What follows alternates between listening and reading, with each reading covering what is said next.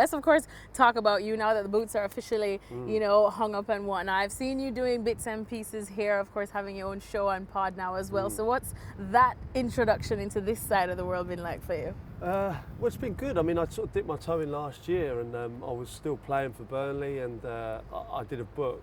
So to promote the book, I did a podcast, and that podcast the book was great, but the podcast did even better, and it was just crazy. So it opened my eyes to a whole different world, and then I got various offers to do some TV stuff and stuff that I've really started enjoying. And I knew it wouldn't last forever, so I sort of moved into that field now. I've decided to retire. It's very weird. It was certainly Saturday when the Premier League started, and I was at home, and it all felt a bit weird. That's 23 years I've been doing it every day of my life. So it's come to an end, and it's nice to be able to come to Wembley and go, I can reminisce now and have a look at some good moments that I've had here. But of course, one of the things that footballers who have retired always say is that they don't exactly miss training when they get to sit in the nice, comfy aircon studio. So there is some perks there, right? Yeah, of course, there's perks. But you know what? I love that. I used to love getting out in the rain. Training on Christmas Day. Obviously in England we play Boxing Day, don't we? So training Christmas Day, I used to love that. Coming in with the lads, sometimes you miss the dinner, but I didn't mind. I just enjoyed being around the lads at that time. So that's probably what I will miss. All right, well, let's talk about, like you said, the Premier League. It's, already started, got off to a brilliant start as well. A lot of different talking points. The number one talking point, of course, is the fact that will this season be a two-horse race with just the way City and, of course, your former club, Liverpool, are looking. Is that how you see it? Yeah, I don't think you can get away from the fact that City and Liverpool are the two best teams in our league.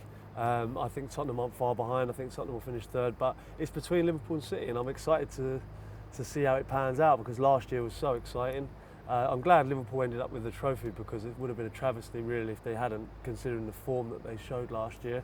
And this season seems to have got off to a flyer straight away. So both teams are on naps, firing on all cylinders, and it'll be exciting to see how the season pans out. Well, just looking at, sometimes when people would talk about the other leagues, say La Liga or the Ligue 1 as well, the main criticism was that it was a two-horse race there, or even in the Bundesliga.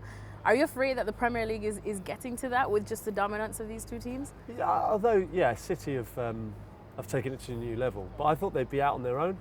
We all did, I think. Obviously when the money came in, and they just took it to a new level. So the fact that Liverpool have stayed with them is credit to them. And it makes the whole Premier League a lot more interesting. But Tottenham aren't far away, and Man United's and Chelsea's, the Arsenals, they'll get back to what they were. And if we have a top six that are all competing and anyone can win it, and then after that, I don't think Leicester are too far away from breaking into that. I don't think Wolves are too far away. I mean, they were fantastic last year. There's a few teams, Everton, that are strengthening, that can try and break into that top six. So no, I think it's a great league.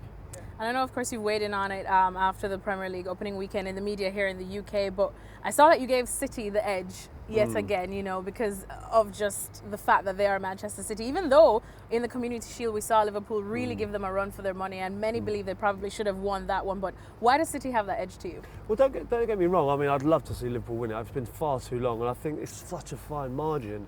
But if I had to stake my life on it, I'd say City, because they've done it before. It's been so long that Liverpool haven't done it. I'd love to see Liverpool lift it. I really would.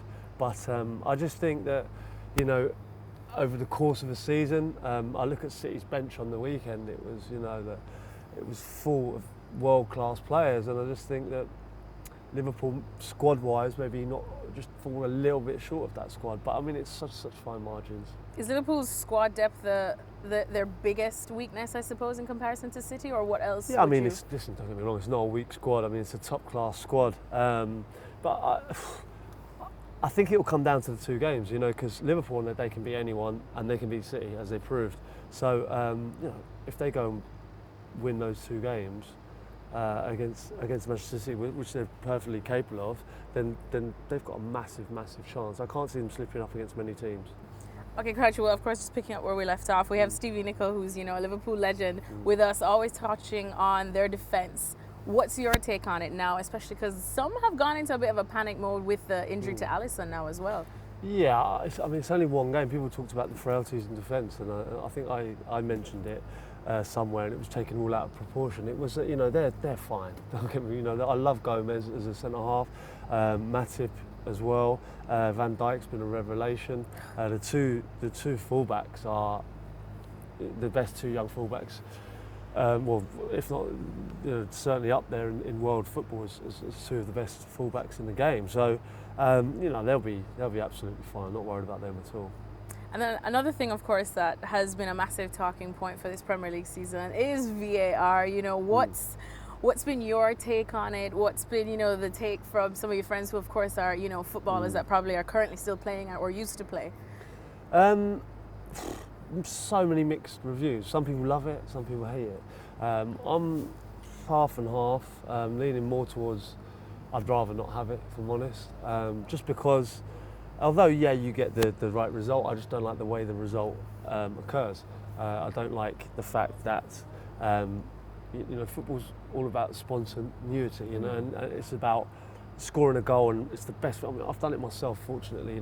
Scoring a goal is the best feeling in the world. If I had to stop and wait, and does it count or is it not? All you used to, it kills the momentum. Well, all you used to have to do is look at the linesman, look at the referee. If they're happy, it's a goal. So you just quick look and goal, and you're away, and it's the best feeling. You can celebrate, you can do what, you dive in the crowd, you can do a robot if you like, but it's the best feeling in the world. And don't take that away from the game. And now we're cheering decisions, and I don't think.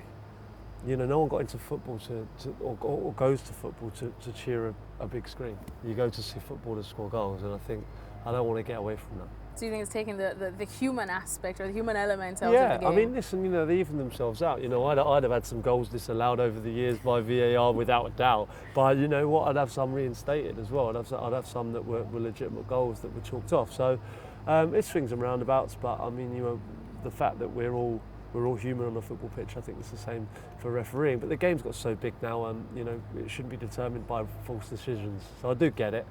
I just don't have to like it. Fair enough to that one, exactly.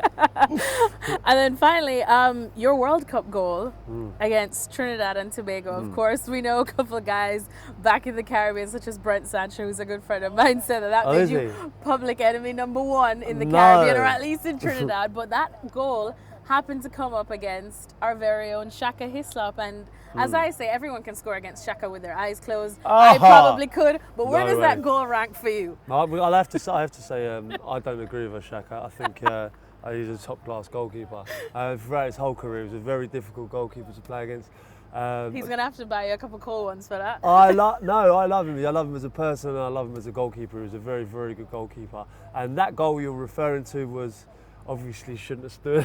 Foul or no foul? If VAR was in place, it probably wouldn't have stood. But I genuinely didn't know that I'd done that. I genuinely didn't. It was, you just try and get leverage and, grab whatever you can. And I didn't know until after the game that had happened. So if you know Brett Sancho, please apologise for me. I'd love to come to Trinidad as his guest. For Carnival. Shaka will show you around. Oh, Shaka, show me the Carnival. I'm up for that. Ready for a couple of, just grease the waistline up a bit. I'm up for that. I'm ready. Up for that. Perfect. All right, Crouchy, thanks so much for chatting with us. My pleasure. We look forward to chatting with you again soon. See you soon. Cheers. Right.